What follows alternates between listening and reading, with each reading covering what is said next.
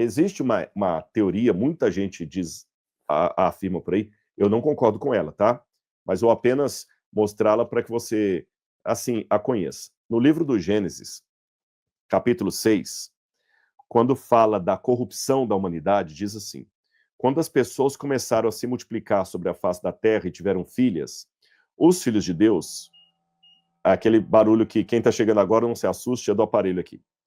Quando as pessoas começaram a se multiplicar sobre a face da terra e tiveram filhos, os filhos de Deus viram que as filhas dos homens eram bonitas e tomaram para si mulheres, aquelas que entre todas mais lhes agradavam. Então o Senhor disse: o meu espírito não agirá para sempre no ser humano, pois este é carnal, e os seus dias serão 120 anos. Naquele tempo havia gigantes na terra, e também depois, quando os filhos de Deus possuíram as filhas dos homens, as quais lhe deram filhos. Esses foram valentes, homens de renome na antiguidade. Então, com base nessa passagem que eu li para vocês, muitos, até teólogos, e até também documentos da tradição judaica, dizem que os filhos de Deus seriam anjos que se apaixonaram pelas filhas dos homens, por mulheres humanas. Então, esses anjos desceram do céu, tiveram relação com as mulheres, e como fruto dessa geração, começaram a surgir gigantes na terra. E em virtude disso, Deus destruiu a humanidade com o dilúvio. Eu, particularmente, não concordo com essa teoria, por várias razões. Primeiro, Jesus falou que os anjos não se casam, nem se dão em casamento. Muita gente pode falar o seguinte: não, ele está falando que os anjos não se casam.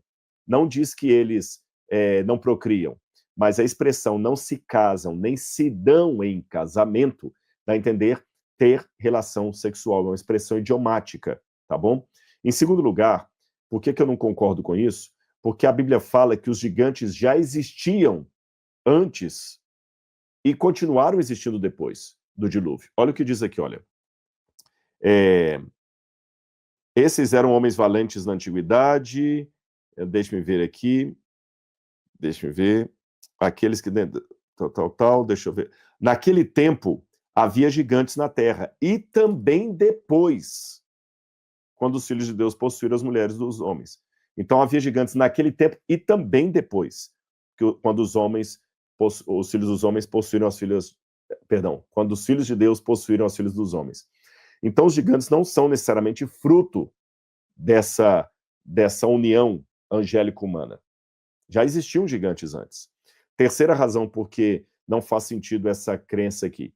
Se fosse assim, Deus destruiria apenas os gigantes, e não toda a humanidade. Deus destruiu a humanidade.